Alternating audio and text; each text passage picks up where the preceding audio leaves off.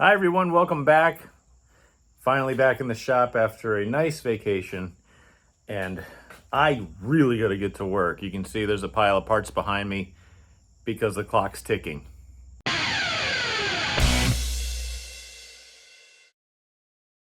Thank you all so much for all that you've done for me lately. I greatly appreciate it. We've really been inching closer to that 1,000 mark for subscribers so that maybe Google can send me a few pennies in ad revenue. But hey, you know what? I appreciate every single one of you coming along for the journey with me, and what a journey it has been with this brand new car. If you've been there with me a long time, you've seen a lot of change in this, not only the channel, but in my life and in my racing career and cars in general. But like I said, this won't all be racing. If you're new to the channel, there's your disclaimer. It won't always be racing. Most of it is, but I do have some other automotive content coming up. If you think you know anybody who might like this sort of thing, send them my way. I do a lot of automotive fabrication, engineering, you name it. You name it. So anyway, I'm back home. I was out for I think 8 days. I was going on vacation, which was pretty nice, but it's usually about the only vacation I get every year, so it is what it is. So I'm back in the shop, and I am appalled at the state that I left this thing in. It is a absolute pigsty, and I have to get to work immediately because there is a lot to do and there's no time. The end of the season's really creeping up on me, and if I want any shot of getting this thing on the racetrack and shaken down before next year, it's got to happen in the next few weeks, because I'll just lay it out there for you right now. It is second week of August right now, I guess. And racing at the track that I'm going to, which we're building this car to go to Stafford. Racing, well, it was supposed to end at the end of September. So that's less than 2 months. And it's been pushed back to, I think, the first weekend in October now due to rainouts. But we don't have a lot of time because I have other things going on in my life, namely my eyes. Now, longtime viewers of the channel will remember that I got eye surgery, and I had LASIK, or not LASIK, but it's a form of LASIK, to correct my eyes. And it didn't really work all the way. So I have to wear these until I get it fixed again. They're getting fixed mid-September. That's going to put me out for minimum a week, maybe 2 weeks. So that's 2 weeks, I'm just going to count as 2, of time where this thing will not be touched.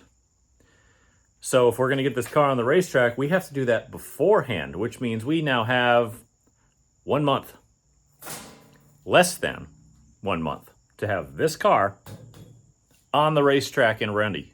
It's got to be ready. So let me walk you through what I've got to do. Besides, if you watched the last video, you saw how much I was short on parts. Well, guess what? Not anymore. Oh, we are not short on parts anymore. I got a drive shaft here. Got a bunch of other stuff over there that I have to sort through, a lot of wiring stuff. I've got this stuff you've already seen. I got to work through the mumbo jumbo of gauges and wiring and new wiring. I shouldn't even look at that wiring because I'm not even going to use it. It's basically spare stuff now. I just have to pirate whatever I need off of this, pull all these gauges out and put them in my new pods, which I'm going to put under the steering shaft. Here's all the rest of the stuff. I think. I hope. I made a bunch of different orders.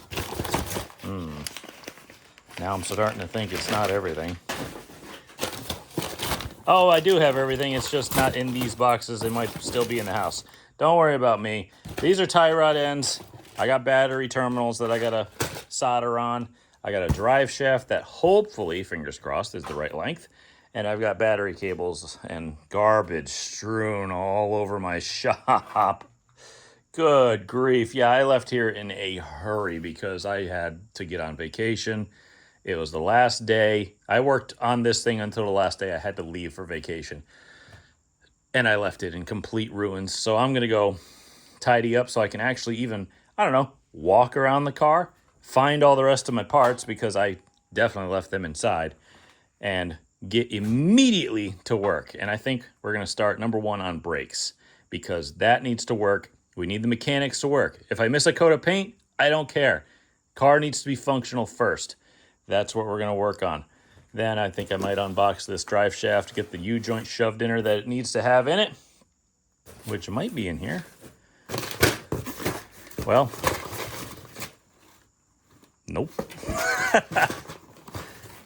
There it is. All right, a lot of stuff to do. I think what I've got going on, and if you saw my last video, you'll know what I'm talking about. But for the rear brake hoses, I needed to do something a little bit clever, and I genuinely hope that it works. If you see this one, let me get this setup spring out of the way. You can see how the fitting is. It's straight back. And the way that the hose comes out is it comes out at 90-degree angles, or the hose comes straight out the back because, well, you inboard the calipers, right? So here was my solution. If the fitting is backwards, I grabbed a 180-degree dash. I think I got dash 3. Yeah, dash 3 fittings. And I got one of these male-to-male connectors. And then I just grabbed the flex hose that they gave me in my kit of brake line stuff. And I made this. And it just goes right in. And now I got plenty of flex in this. Oop. It would be great if I was filming it. To set my bulkhead there. And it should stay out of the way of the tire. And if the car travels, it won't bind up. And if I need to remove the rear end for any reason, like I gotta swap the rear, well, you can do like you do with the front hubs. You can just pop the calipers off, drop the rear out, put a new rear in, plop the calipers back on. It's like a late model style setup, or anything higher than a street stock, let's be fair. And you don't have to bleed brakes, which is exactly why I wanted to do this, because my old car was set up kind of factory because, well, the frame used to be factory. So it had a stock line, and it had a stock single flex hose that was bolted in like factory. Well, now not no more. Now it's a lot more user friendly. So I think this setup will work, and these hoses are just perfect to set my bulkheads right here. I can weld the tab here, and I can put my fitting in here and just boop, there we go. Then I can run my brake lines, because I got my T right here, straight from the reservoir back, tee it off like that, have one line come straight over here to this fitting and that bulkhead, have one stay on this cross member, or the X member, because, well, it's the only thing protecting it really, and then come up to here, bulkhead fitting there, done. And hopefully we'll be able to bleed brakes after that.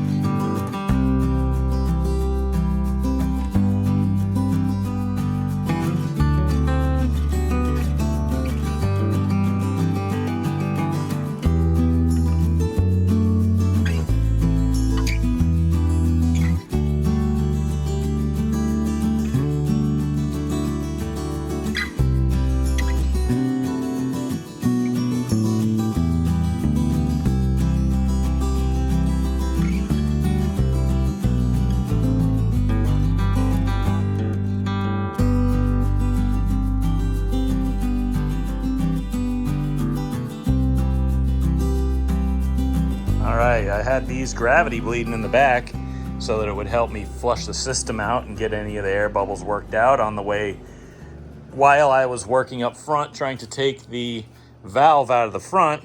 That's really ugly. I might actually figure on actually changing that out because, I want this thing to look good and perform good, and this just doesn't look great. I mean, I tried to reuse a hose, or a line, and it's just, I don't want to have the same habits as my old car. I want everything to be nice. But I will say this, though. We got brakes. We got brakes, clutch, got to get a throttle rod, but I got to call up my carb guy, get that rebuilt real quick. We got to work on the exhaust. We got to work on the drive shaft, which is sitting over there. I got to switch the U-joint to a GM conversion U-joint. And then we got to work electrics and gauges. But you know what? That really wasn't bad for the first day back from vacation.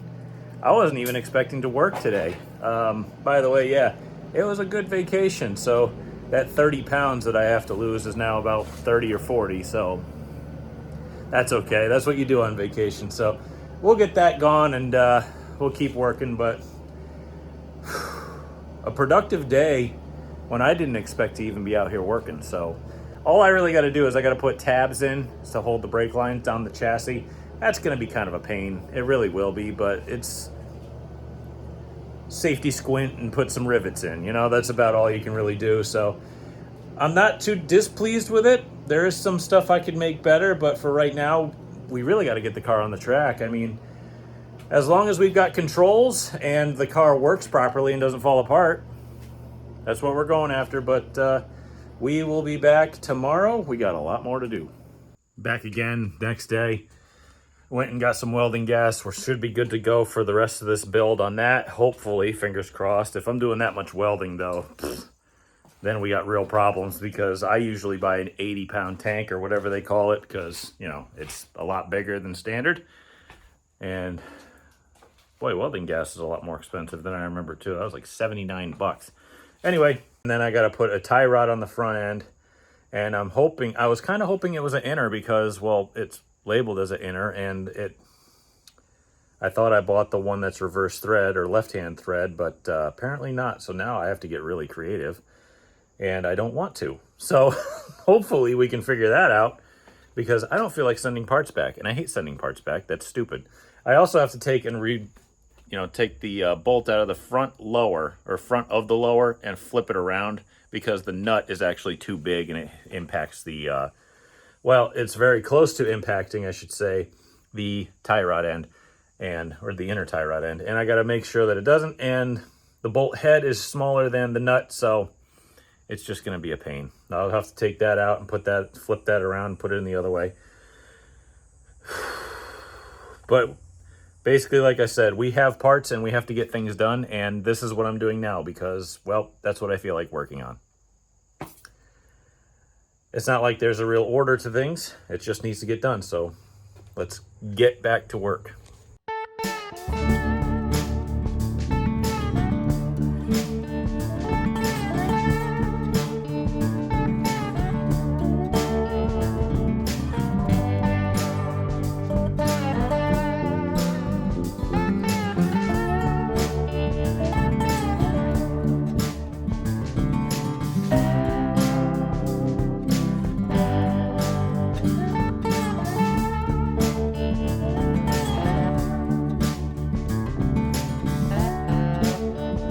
Alright, so that steering should work out, hopefully. Just by eyeball, it looks about right. I had to hog out the right front just to get that to fit, which I don't like doing, but it is what it is. I just had to do what I had to do at that point to make it work, and if I need to use it at a different track where I have to use different center links and parts and stuff, well, I can probably just put a bigger sleeve on because those are cheap enough and that'll retain all the same parts and I won't have to worry too much about it. Plus, I bought two of them, so if I wreck that one for any reason, or that sleeve, I've got another one. Luckily, the left front looks like it'll be okay. I had to adjust it a bit, but it looks like it'll be pretty good. Centering the steering will come later. I got hoses figured out because I was already here and I just got a new one in that should fit. Why am I using one-piece hoses? Well, they're reinforced and they're much easier than what I had. Plus, those ones that I had, which I can't find right now, these, yeah.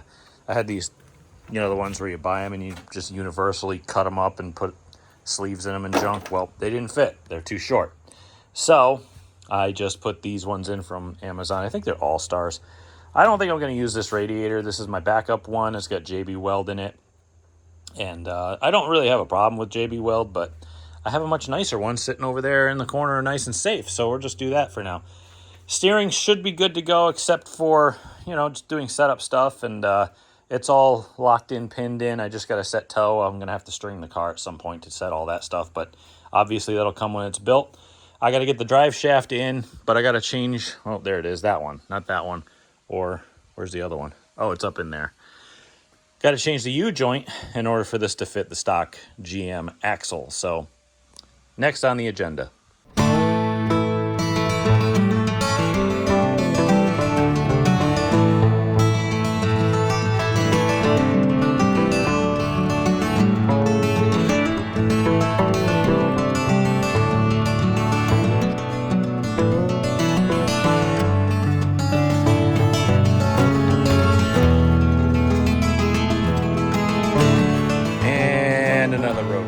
Just like usual. I got the U-joint on pretty well. It went pretty good. Except when it comes to putting the yoke in, well, it's not a factory yoke, although it does fit. The spline's just fine, fits the seal just fine, fits the tail strap, fits everything just fine. But you see this witness mark right here? That's where it stops. Because it is that much longer than the factory one. By the way, the factory ones make great tail shaft plugs if you need to move a transmission. And I need that 1/2 inch to make it clear the yoke down here and have enough room to pull the drive shaft back out and still have, well, about that much room.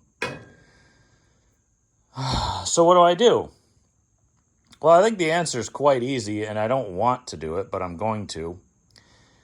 It's basically measure a 1/2 inch off the end, cut it off, bevel it, file all of the teeth inside to make sure they're nice and square and clean, and then shove the damn thing back in. Yeah, I did think about putting the stock one on, but as it doesn't have the same groove or take maybe the same, I don't think it takes the same one. Hang on, I'm doing this on the fly here. Well, it is as wide, but my problem is that the factory ones were not held in by this retainer. They were held in by a plastic ring. When you pressed it in, the plastic ring would seat. And then to get it out, these had these vent holes here. And you would just hit it with a torch until the plastic melted. And then you could just press it out. But I think that as it's longer than factory, I'm just going to cut it off until it's factory size, and then it'll actually fit and go in properly. That's not so bad. Got it right in there. It's got a little bit of stick out. It's maybe about 1 inch, maybe less. I wanted about 3/4, but that's as close as I'm going to get. And it went right in, and it wasn't very difficult at all. I did not show you the process of me hacking that up and filing all the teeth and making sure it's beveled because, well, if you like the sausage, don't watch how it's made. So I'm going to finish this up, and then we're going to start working on, I think, electrical, because I got to get under here and paint pretty soon. But I also got to get this stuff finished because we need this car to run. So as long as I can weasel my way out from under this car and wipe all the fingerprints off my stuff and get this tight, we'll be good to go.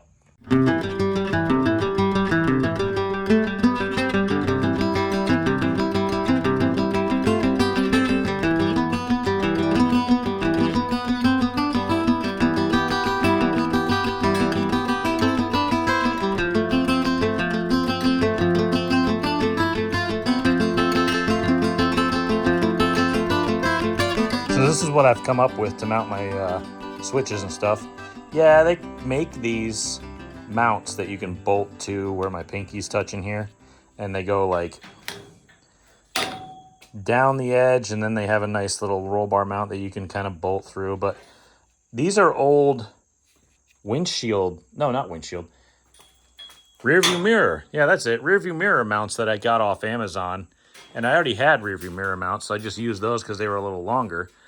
So I said, well, I'll just stick them on the shelf for some other reason. And well, I came up with a reason. I just took some aluminum angle, grabbed those mounts, stuck them to it, and riveted through it. And it seems to be pretty good. So we're going to stick that in here somewhere like that, probably.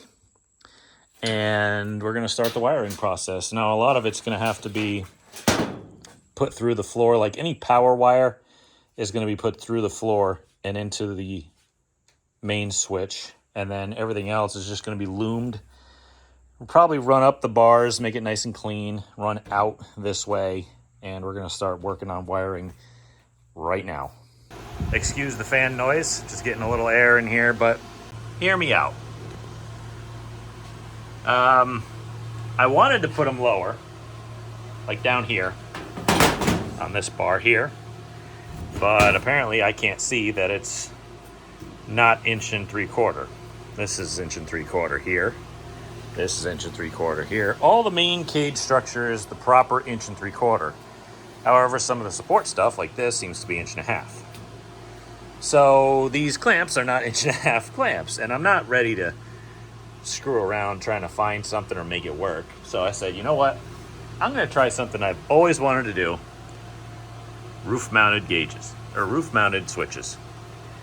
And I got in the car and I tried it out and I'm like, wow, it's actually really nice.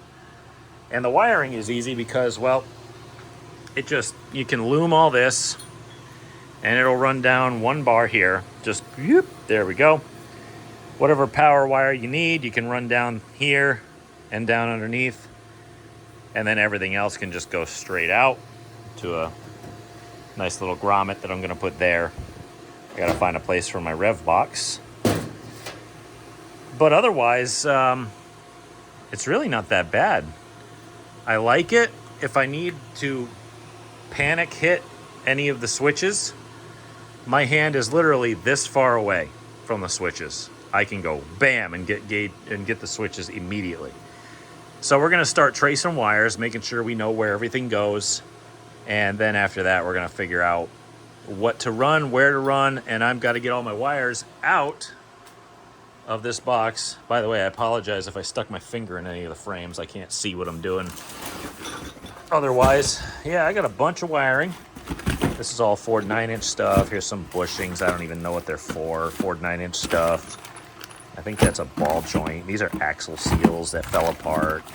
Yeah, so we'll grab all my wires out of here because I'm going to do everything by color this time instead of like by hopes, dreams, and intuition. Wow, I got a lot of colors. Jeepers. All right, so I'm going to dig all this stuff out. And we're going to get to work on finding some wiring stuff. I forgot to film, but that's okay. I put you guys on time lapse so much, but there's a reason for that. Anybody who watches my channel will know that I've mentioned that I put you on time lapse because if I didn't, all these videos would be like 4 or 5 hours long, and we can't have that because that would be absolutely horrific to edit. I've gone back to using a solenoid, a remote one, because, well, getting my hands down in here to hook up the wire to that solenoid on the starter is just kind of a pain. So I figured I would just do it from up here. And it's just a little bit easier on me, and I can just leave all this hooked up. And if I need to, I can always just go and hit that with the screwdriver to turn it over, or, you know, be civilized and use a hand switch. I got my wiring diagram all set. I have to figure out where I'm gonna put my ground, because there's a ring terminal here. I'm thinking maybe I'll just stick her on the back side here and just shoot a self-tapper into it and paint it black and have a good day, or not really sure. But I got the wiring figured out. Fairly certain that brown from this old looking trailer looking wire here, I think that's 12 volt. I'm pretty sure yellow is ignition, green is starter, and then we can run whatever other accessory wires, which for my accessories, I typically run a 2 accessory switch setup. I run here's my ignition. You got the starter, which I kind of like a momentary switch instead of the button because it's just 10 times easier. I run my fan, and then I run this secondary switch, which is actually gauge lights. Now it's obviously a little bit more difficult to wire up because, well, I got to kind of run a whole second switch, but when they're paired in series like this, it makes it a little easier. So what I'm going to do is when I put my gauges in, I'm going to run the light. I'll probably run the lights to a ground. I'll probably just self-tap a ground into it because it's easy. You just scuff a little spot and shoot a self-tapper into the roll bar, and then stick a piece of, the dashboard over it so nobody can see your horrific work. But what we're going to do is do the same thing as the switches for the lights. We'll run the lights in series with one wire going up to the secondary switch for lights because, I don't like having the lights running if I don't need them. If it's nighttime and I need to see, there we go, now I can see. I know that's kind of dumb. A lot of people don't even bother with the lights. A lot of people don't even, have or just run them straight to the ignition. That way it's a lot easier and just have the lights on all the time. Sometimes we run at night, sometimes we don't. Hey, I'm trying to save some energy and the longevity of the lights here. I don't really know. But anyway, we're going to start working. I got to get a fan setup going. I have never had any sort of issues with my wiring except for my old mini stock because, well, I wasn't very good at it. And I got into an accident once and the shielding on my alternator wire fried and shorted and set all of my electronics on fire, so that was fun. I haven't had a problem since then because, well, I kind of take care of my stuff, I match the gauge wire to whatever comes off of the fan that I'm running, and I just run that to a switch. I run my fan every single time I go out on track, unless it's like winter time and I don't need it, but usually I just fan on, leave it on. That way I don't have to worry about overheating. People might think, oh, well, you got to be up to temperature. No, you don't. It's a Chevy 350. If you have any temperature in the engine whatsoever, it's fine. The lower, the better. So I don't have to put heat on. I don't need heat. So we're going to get back to work. We're going to get the wiring set up. I've got to get the distributor out of that motor over there,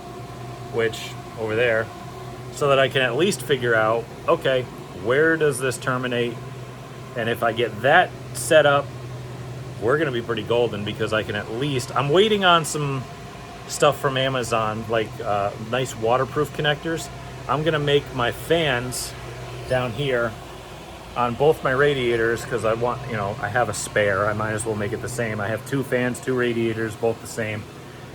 I'm going to make them the same connectors so that if I need to switch, well, it's going to be 2 clamps, the plug, yank it out, drop another one in, throw water in that, and just go. So anything I can do to make it not only weather tight, but easy to work on, that's what we want. Well, we got the gauges taken apart, and I got a good idea of where I can make the wiring better, but this is pretty much what it's going to look like. It's going to be kind of like this under the front dash. And I've got this one going on one side, and the 2 major ones going on the other side of the steering column. And I figured that would be a nice place to put them because it's clean, it's out of the way. I can hide the wiring under the dashboard, and I can see through the steering wheel directly at my gauges, whereas in my old car, I'd have to look off to the right, and my hand actually would cover up the oil pressure, so I'd have to pull my hand off in order to read that. So this time, I don't have to move my hands. I can see right through the wheel at my gauges. Everything's going to be good. I don't think I'm going to put the tack in because, to be fair, I don't really need it. We've got a rev box that we have to run, which is under there. And you have to set it to I forget what it is. It's 6,000 or 6,100. I forget what they said. But, they try to keep the revs down on these cars at Stafford. And that's where we're going to be going. So we got the rev box in, by the way. I didn't mention that. And I got the distributor in. And it's even at top dead center. We even did it right. So I got to put a ground strap in here somewhere. I don't even know how I'm going to do that yet. But I've taken to grounding my engine from the cylinder head. I even ground the body of the distributor, and honestly, not fingers crossed, but knock on wood, we'll find some. There we go. There's some wood up there. I haven't lost a distributor since doing it, and I used to have distributor problems constantly. So those are set. I got the starter in and set up. I got this solenoid done. We got to do a lot of routing. Like, I need to put the tabs in for everything, like the brake lines, for the wires. I got so much I have to loom up to make sure that they're good. But we're making progress. Like I said, we got the wires in. We got the gauges pulled apart so that now I have an idea of what the loom is supposed to look like. We're going to need to mount the gauges before we put them into those clusters, though. I just figured that out because, well, these are kind of low profile, so they're kind of like this. But if you're going to put them in, you can't get to them if the gauge is in the way. So this one's only like thumb tight, so we'll put that one in. But I can get to putting the gauges in easy because there's no dash in the car. And I got the dash panel here, but I got to cut it out and all that stuff. So again, there's a lot going on. Wiring is confusing, but this time at least I've got so that I can make it a little bit less confusing with circuitry. And I can also loom everything a lot better. I've got wire looms, I've got split looms, I've got tape, I got so much stuff coming, but it's not going to be here till tomorrow. That's the unfortunate part. And I've kind of run out of time today anyway because I've got other obligation to take care of. And, well, I go back to work tomorrow for the first time in, 9 days or something like that. So that's nice. And I get to clean up that mess. And then if I get enough time, I'll come back out here tomorrow and we will resume the wiring because, well, we're kind of in the thick of it now, aren't we? Next day, I got some hoses in, and I got some electrical stuff in as well. I've been kind of piddling around looking for ideas. Please excuse the noise. I actually do have the air on in here. So let me show you what I've been tinkering around with here. Now, you noticed in a couple videos ago, or maybe even last video, I had no idea where to put the reservoir for the power steering, and I think I found a place. I just got to be conscious of where the dash panel is going to be and the roof and windshield's going to come down around here somewheres. So I want this to be in a nice safe spot, but I want it to be away from the tires as well, which right here it is. I was actually thinking about putting it like here, but what I'm worried about is that the header's here, so it's going to get really warm. Now, that's not to say it wouldn't get warm. Like in my last car, I had it over here, and that was away from the headers, but it was close to the radiators. So it's like, well, under the hood of a race car, it's going to get warm no matter what. So I was kind of just thinking about it. I might take the dash panel and just slap her down here and just check for clearance, and wherever it ends up, then we'll figure out where we're going to go. But in that box, I got a dash 6 hose and fitting set, which will go from here, wherever it rests. Here, we'll spin it around if we have to. Down, we'll zip tie it to the bar or something, and it'll go into the box. And then obviously the pump will feed the power steering, and the rest will return, and then this will go down into the pump and return. And that's just the whole system. But that's part of this whole deal, is figuring out stuff. So we got to get this plumbed. I'm actually pulling apart an old dash 10 hose. Ow. That's the reason why, actually, because I wore a hole through it. And yeah, that wasn't very smart. So now I've got, wires in my finger. That's great. But these fittings are good. I got to clean them up a little, obviously, but I think they're Aeromotive fittings, so I don't want them to go to waste. What's this one here? Yep, that's another Aeromotive fitting. I got some nylon and steel braided hose. It should be, they said it's good for fuel. Hopefully it'll be good for power steering oil. And we'll get that put together once we figure out where we're gonna go with that. But that's what we're working on right now. I know I should be working on electrical stuff, but everything needs to be done. And if I feel like working on something because I got parts, it's gonna get done. Everything needs to get done. And if I don't do it in any specific order, well, that doesn't really matter. As long as we're over here and we're checking things off the list, then we're gonna be fine. So I'm over here now. I bought a whole bunch of this stuff, just seeing if it would work. I got wire harness tape. I've never seen that before. I got a whole bunch of connectors, like waterproof connectors. I even got the tool that they sent with it. I guess that works. I got a bunch of paper and my dash 6 set, so I'm gonna bring this back over there and get to work on plumbing.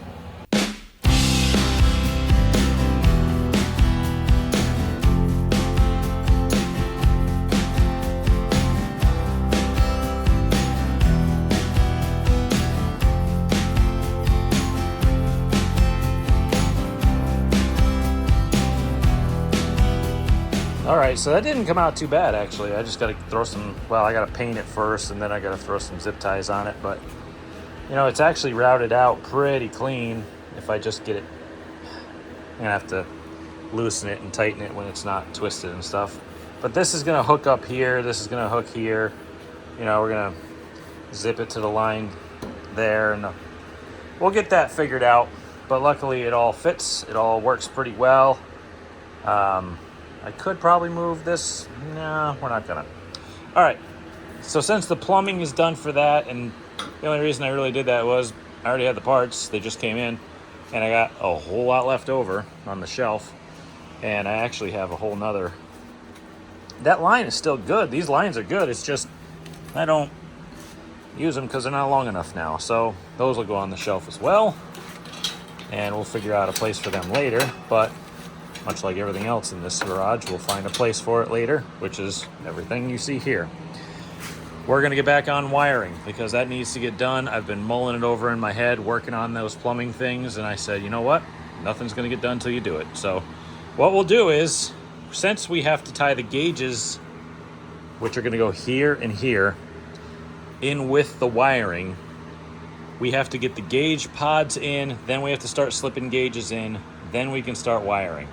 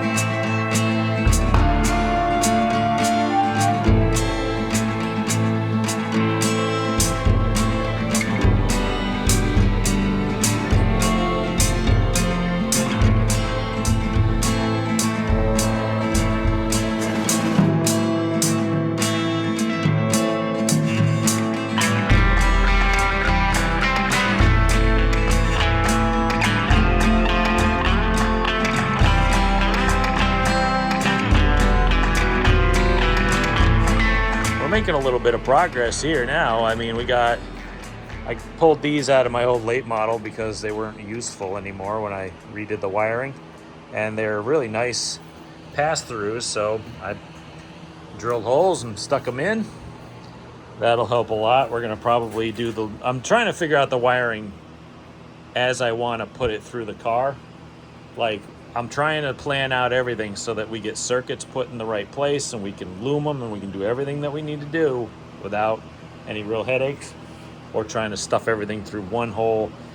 2 is going to be fine. We'll be perfect. I got the gauges mounted up. They seem really nice. I'm going to run the oil pressure light like up through the dash and have it like sit on top of the dash when we got the panel put in here. I got the oil pressure line kind of run over here and through the hole. It's hooked up to the motor now. We still got to get this finished, but that's not really on the agenda till we get a carburetor. But yeah, it's coming along. We're going to have to do a lot of wiring. The whole thing that I've been doing with all the wiring is I've been trying to plan exactly where everything's going to go, what circuits I'm going to need to tie in together. Like, I got this old light here for the oil pressure. And the thing is, like, you can see there used to be a Scotch lock here, and there's tied into a whole... It's just an absolute mess, and I think I'm going to go through it and just maybe nip it off as far down as I can and just run a new wire with a nice soldered end on it. But like I said, I'm trying to figure out, because I want to tie every single thing into a series. And if I got to put a ground here and here, I want to, you know, kind of lock them together into one wire. And if I got any other grounds here, just let's make them all one series and one unit.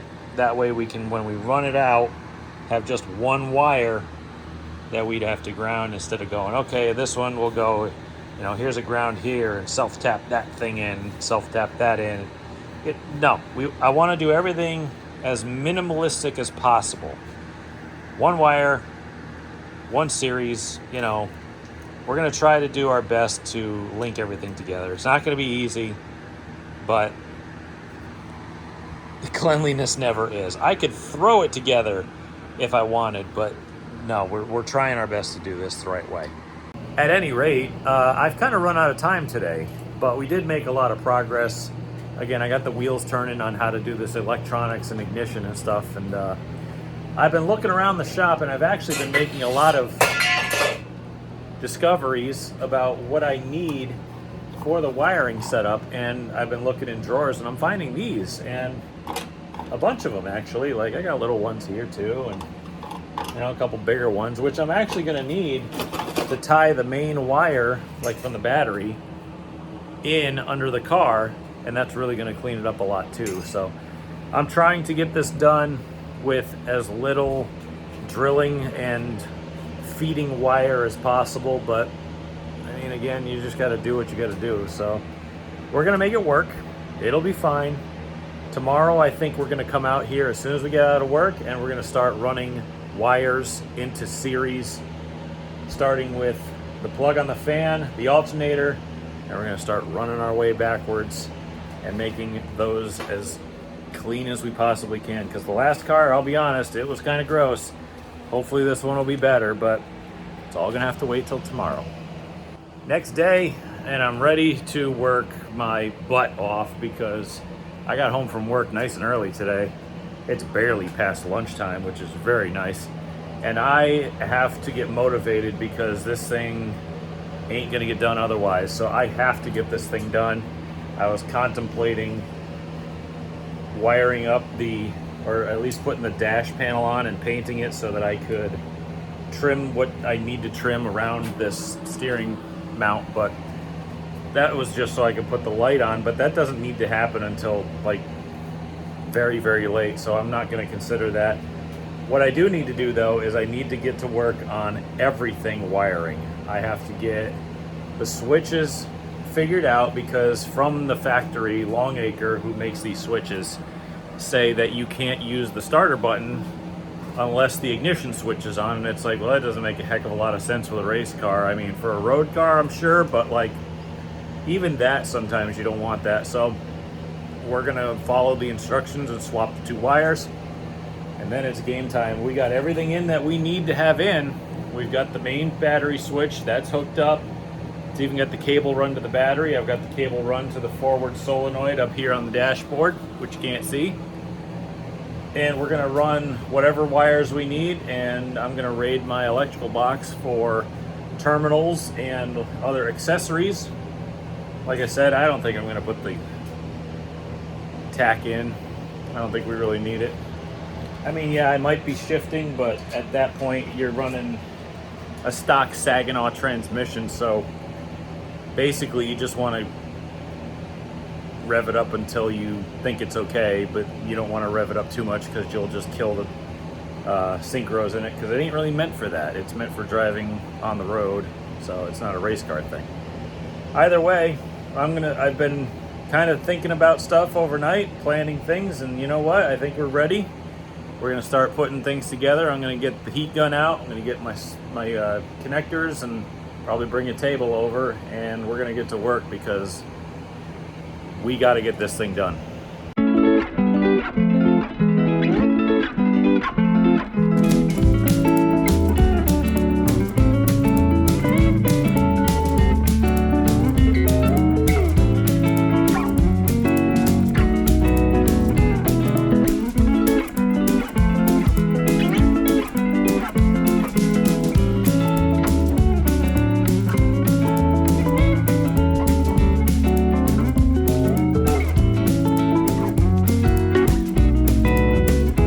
Okay, now I'm pissed because I have a very specific bone to pick with Longacre Racing products.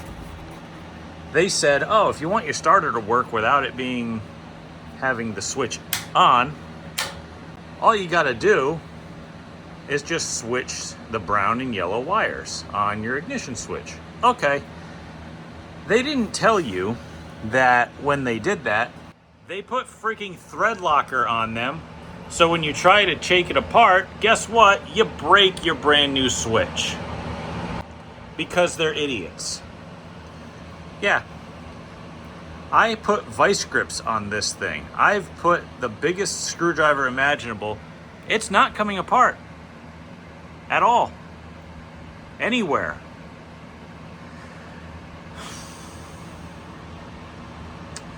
So now I've got to try to get these wires apart after destroying a brand new ignition switch. I'm not buying this crap from now on, so if you see anything with this name on it, don't buy it. Because it's now a waste of money.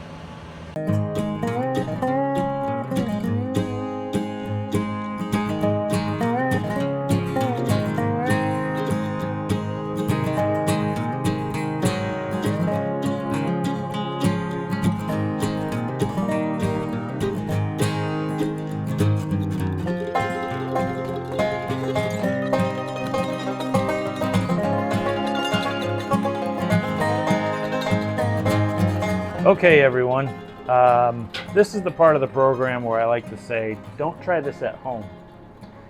I've got everything wired, quote unquote, but I didn't hook up the battery. I've got the ground strap back here, if you could even see me,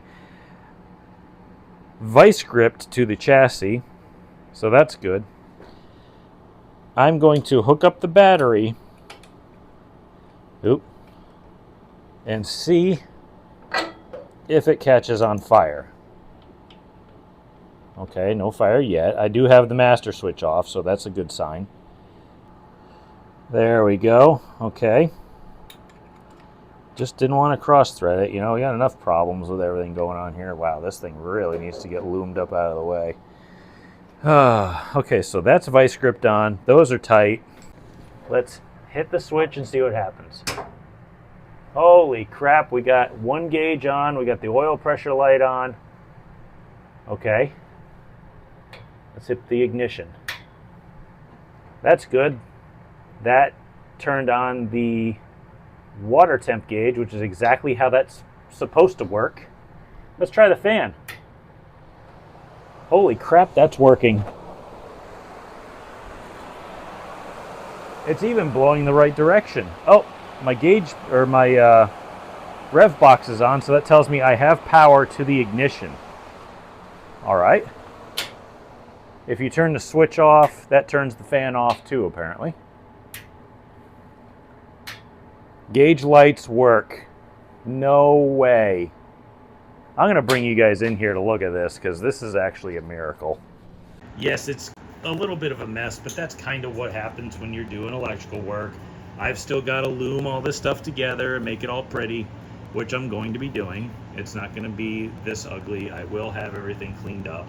I'm going to tape everything together and make sure all of this goes to the right direction. Trust me, it's all going to be clean. Huh. Seems we've lost that. Okay. Yep, gauge turns it on with the ignition switch. Okay, that's what it was supposed to do. That is the fan. It is working. I'll have to label all these. And yep, there's your gauge lights. All right. You know, does the starter work? The solenoid works. Oh boy, that ain't good. Oh, I know why. I forgot all about that. I have to make a ring terminal to another ring terminal jumper wire on the starter, so that when you hit the power wire, or you hit the power to the solenoid and the power wire gets, you know, excited, that it has to jump from the main terminal to the solenoid terminal in order for it to start. I forgot about that, yeah. Okay, I've got one of those. I just got to put it on. I've got to dig through the box. That's close. Might just change the end on it, but this thing works. Yes, I did forget a couple little minor things. I do have to create... Yep, that doesn't work anymore now. I hope that switch is off. Oh, it would be sparking, I suppose. Let's just kill everything. wiring works. I just got to finish up a few things. I got to put the connector on the fan, and it's not going to be too big a deal. I got those weatherproof connectors. We're going to make it so that if we need to change the whole radiator out, both fans, which I have over there's another radiator, will have the same plug, and it'll be just plug and play, no problems at all. But that's awesome. That is one gigantic step forward on this car. And I'm not done today. We're gonna spend the rest of the day probably cleaning this up, tidying up, putting some zip ties on for their intended purpose, which is actually looming wires. Imagine that. And getting this thing just kind of tidied up, finish some of the connectors. I'll probably shorten up the ground wire because as of right now, it's kind of, like I said, vice gripped in to some bare metal that's under the spring pocket here.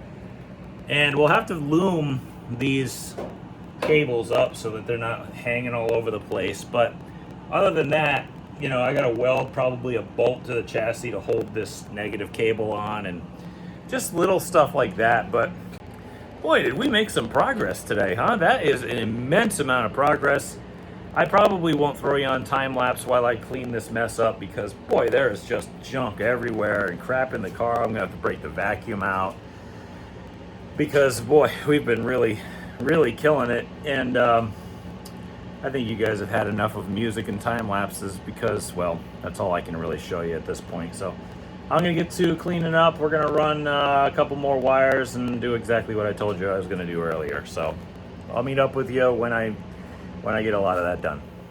Well, I went a little bit crazy with the old wire harness high temp wiring loom self-adhesive felt cloth, the wire loom tape. I loomed it and then I wrapped it to the roll bar so it can't swing around or move or anything. I mean, you can still see what's in there and it's not tight or nothing, so everything seems to be pretty good.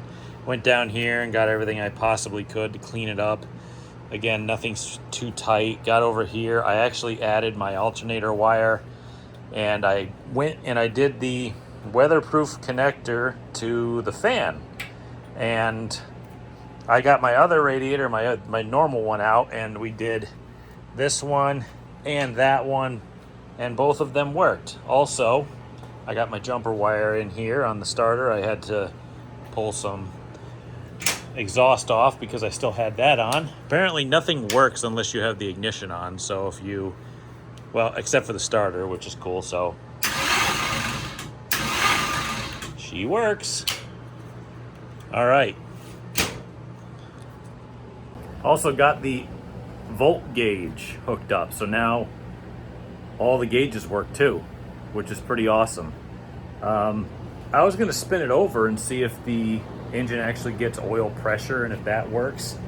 And if that's the case, well, then everything turned on and everything works because, well, the temperature gauge is in, but there's no water and it's not running. So if it turns on, that means it works. So now I got to move on to something else, which is, you know, we really got to get to looming all the wires and all the brake lines. Make sure they don't flap or move or anything like that. Once we tie all that stuff down, we start plumbing. And once plumbing is done, which is just running a fuel line from the fuel cell to the filter, mounting the filter, and running the line to the front of the engine, there ain't a lot left. Like, I think we have to bolt in some seat belts, but there's really not a lot left. I mean, we're gonna have to get a couple cans of paint and finish that, and then I might have to fabricate a bar in the front here, which I'm gonna have to figure out. I don't know where that's gonna go, but we're really close. Like, it's getting closer by the second. I can control and monitor everything from the seat except for the throttle. We just got to drill a hole in the firewall and hook that up. So that's on the list. Everything else is on the list. Basically, it's at the point where we got to start tidying up, cleaning up, and just see what else is on the list. But what a mess. I need to get the vacuum out for this pile. I mean, when you're thrashing to get stuff done, sometimes things just kind of end up wherever they end up, and yeah, you can't even walk through. My goodness. Yeah, we're gonna get the car cleaned off. It's no longer a table. That's first on the list. Wow. Look at this mess. Oh, I'll take the trash out too.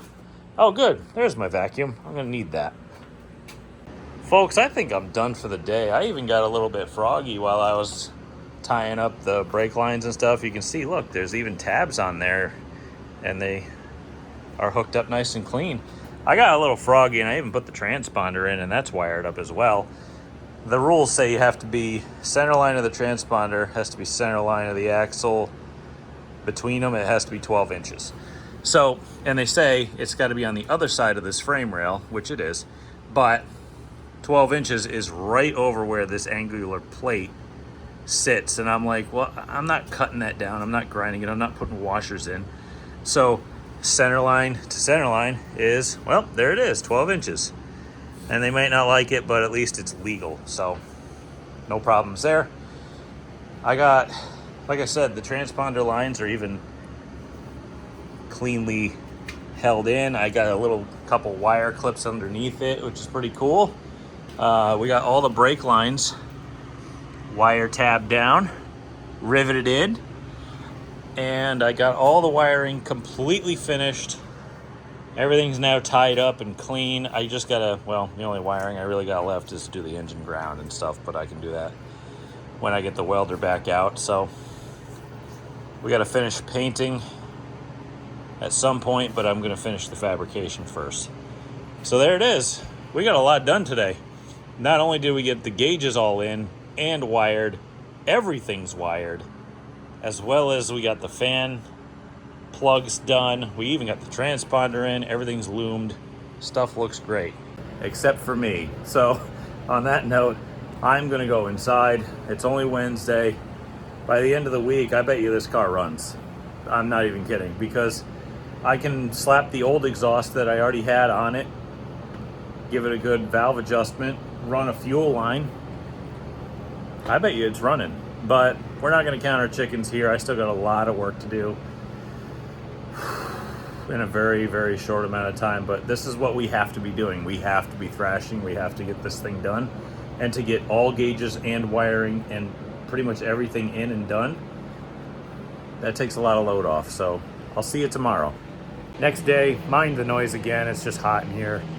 I got the air on. So I've been going through the process of trying to figure out what exactly is different between one of these cars and what I already been using, like the stock frame cars. And it's a lot of really subtle, small things that you just wouldn't think about. Like, I think, and I know it's not really related to what I've been doing, but like the shock height for the tower mount and all that stuff, it's like, I think that might be different. I've been getting some helpful advice from fellow racers who have these cars, and they said, yeah, you know, the spring buckets up front might be a little too big. You might have to cut those down just so the adjusters will get to the right height. And I'm like, man, it's a lot to learn, and I'm trying to figure it out right now. But like I said multiple times before, we're at the point where if you see something that needs to be done, you might as well just do it because it needs to be done anyway. So I gotta do plumbing next, and I've been thinking about how to do that, and I think I've come up with an idea. It's gonna require a little bit of welding and stuff, but it's not a big deal. But I gotta put in all the fuel lines and a fuel shutoff handle, and I gotta run that to the front. The engine still needs the fuel pump, which I have a brand new one, and we're gonna have to do that. I might have to reread the rules and call the tech inspectors on which transmission I'm allowed to run, because the rules are not very well written. I'm gonna have to check that, but either way, we got to get stuff done, and I'm looking it over, and like I said, whatever's in the way, we got to knock it down.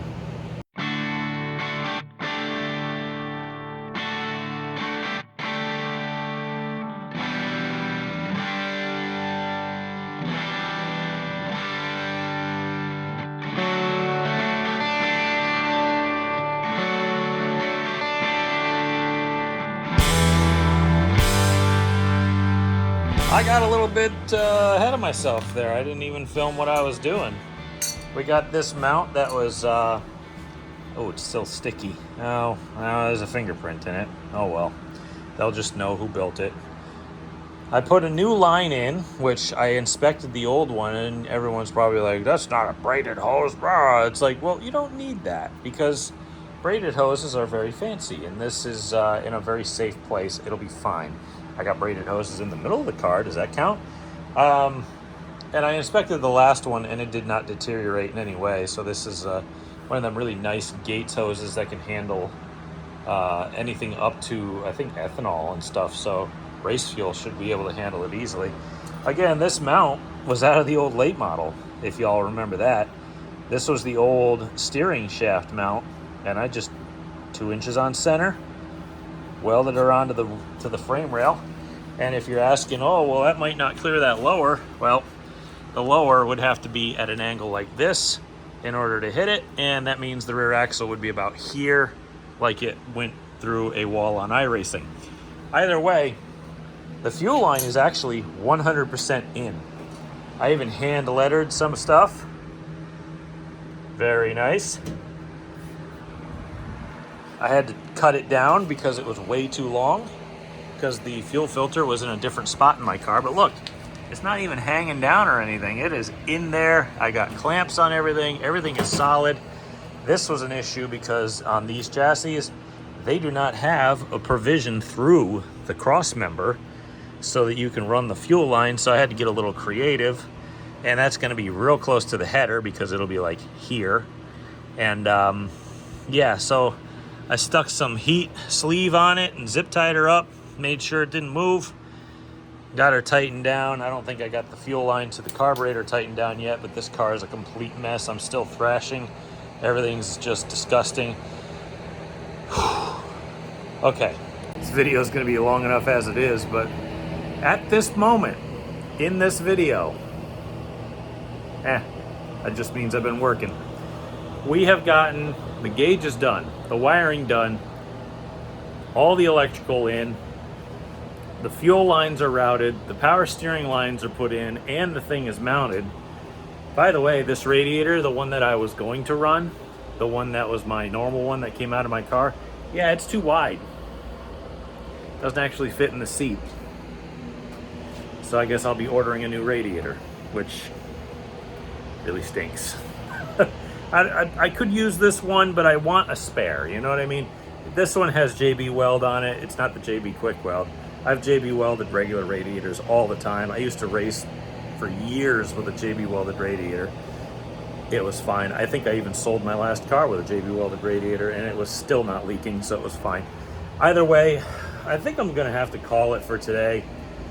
I could keep going, but I think my family doesn't know my name anymore, and I don't think they even know who I am. They think I probably just left and never came back. Like I went out for milk and didn't come home or something.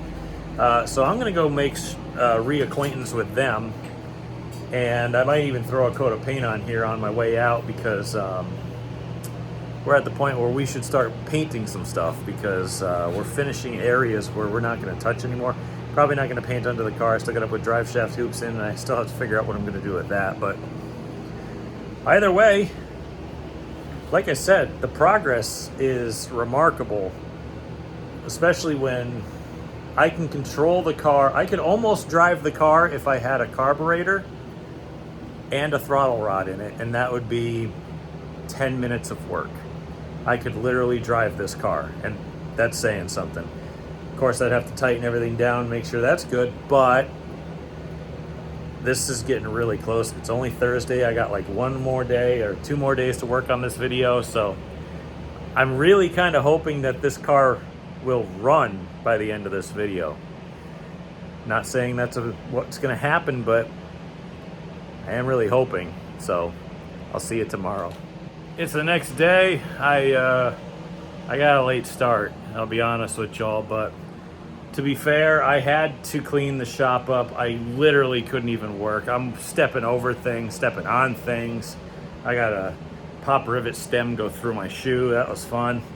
But I got it pretty good now. I mean, I can actually work in here, and I could even use the bench if I wanted to. So I got a late start, but I can still put in a few hours at least, and hopefully we don't have any delays. And no, we're going to. So either way, I'm gonna work on the exhaust because I have some pieces that I can use and I can, well, reuse, I guess.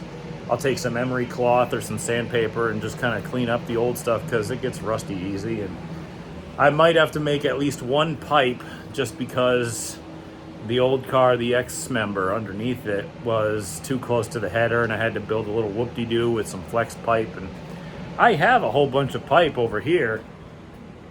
Oh wait, oh yeah, there's a couple little, those are 2.5 inch straight pieces because we have to run 2.5 inch exhaust. We're not allowed to run anything else. And I got a bunch of bend pieces in there.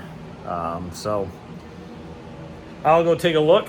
I might be able to reuse the left side, right side might be redone, but I gotta put the headers in and we'll tighten them down so that I don't have to take them out again. And I can check fitment on stuff and we'll get back to work.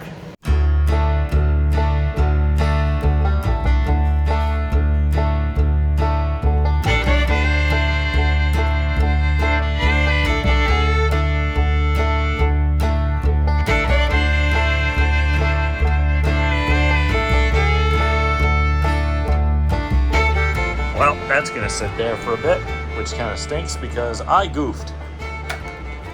I put the fuel line in the wrong spot, so now that has to be completely rerun. And in order for me to do that, that means I have to reclock the fuel pump, which I think I might be able to turn it one more because I turned it one, but I might be able to go one more. I hope that this line does not get near the lower radiator hose, which would really stink, but I could still at least angle it a little bit so that it stays away from it. That's the part of building the car you don't really get sometimes. And boy, high temp silicone, my goodness. There is so much copper in that I could probably scrap it and make money.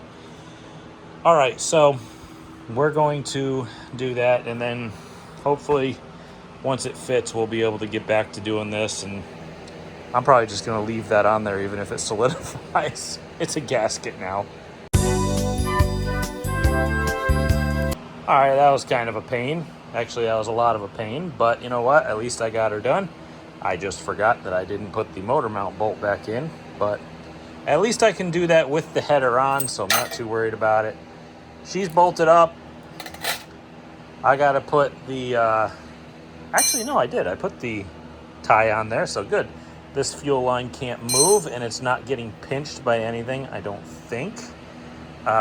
Fingers crossed, but either way, it should be okay. But usually it's about weight that held back in there, so it'll probably pinch at some point. Maybe I'll weld a nut here so it can't pinch it or something. I don't really know at this point, but I can't put it anywhere else right now. So I'll figure it out.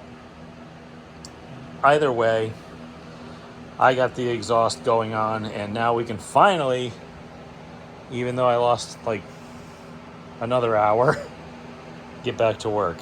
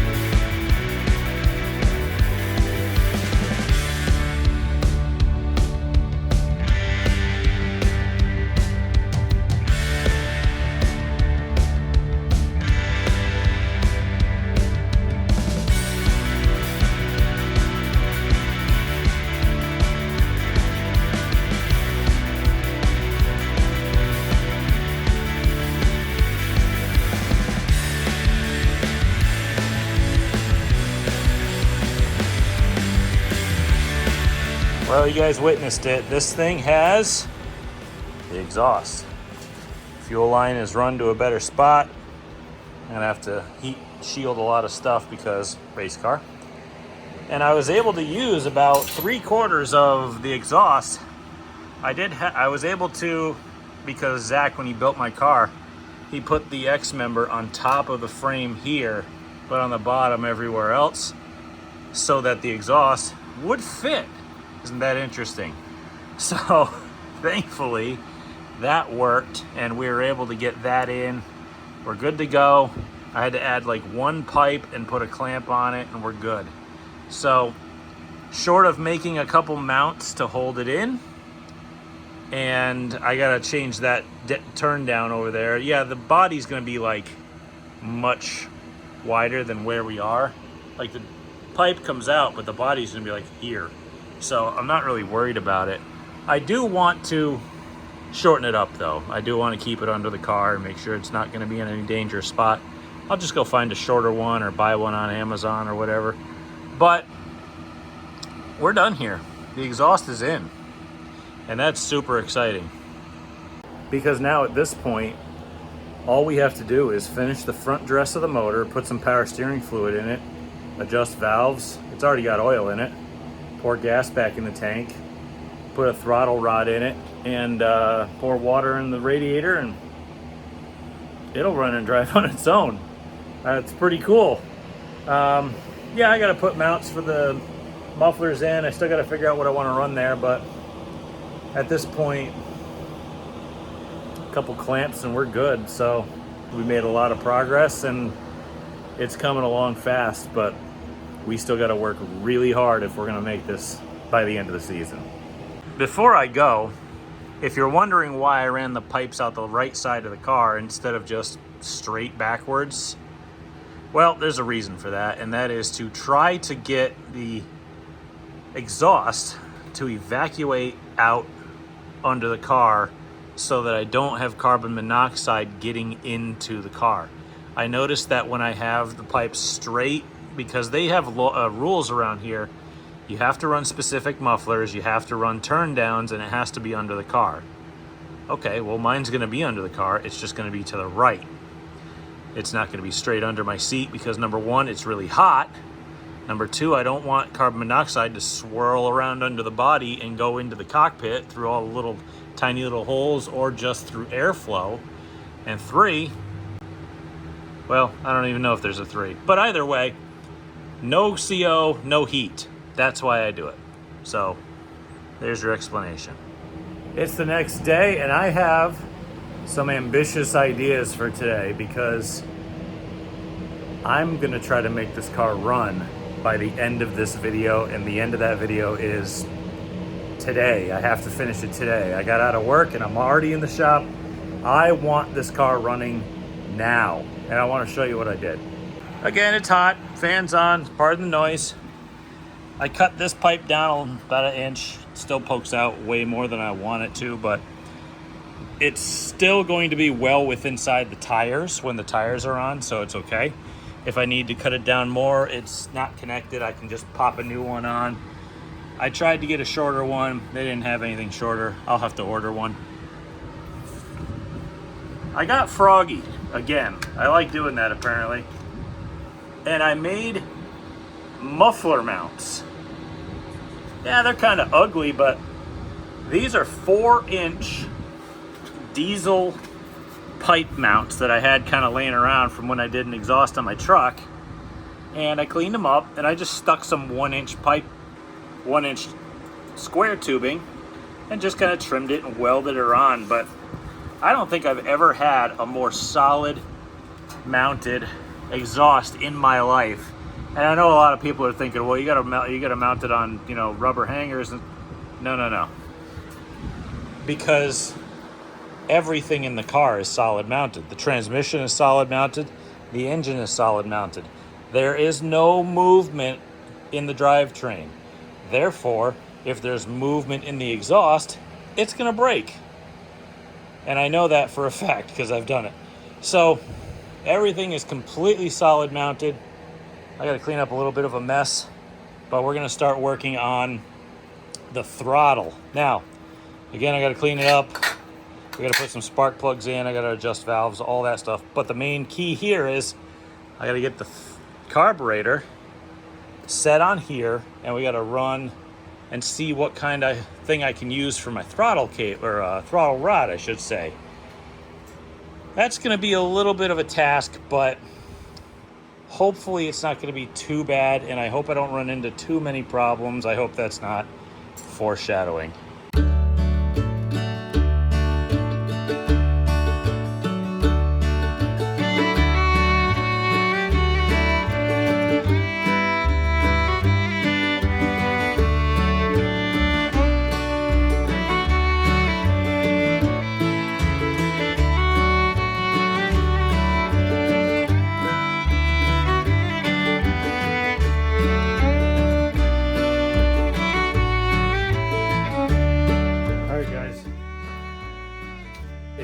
Together. I put water in the radiator. The throttle's hooked up. I hope I fixed that fuel leak. We had a fitting issue. I'm gonna see if it starts. And if it does, we're gonna be in some serious business here, because that's gonna be go time for us to get this thing done. I forgot to put power steering fluid in it, so hang on for a second. All right, power steering juice is in. Here we go. Got fuel, power.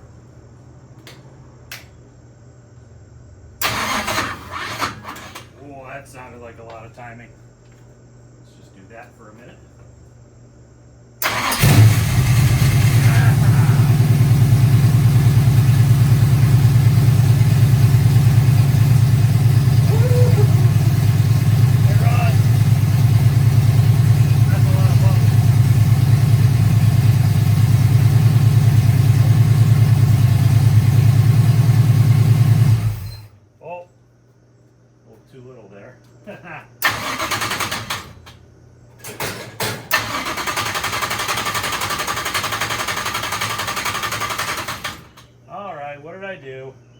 I'm pretty sure I disconnected something.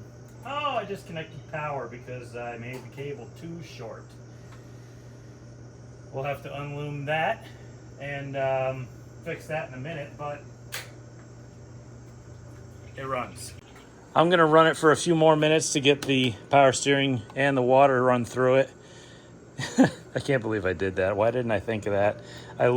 This is just tape, but I loomed the wire a little too tight from the power, and yeah, that was a mistake. I didn't give it enough room to time it.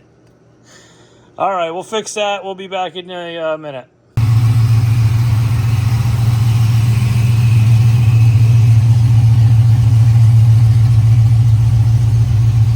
Everything seems to be working.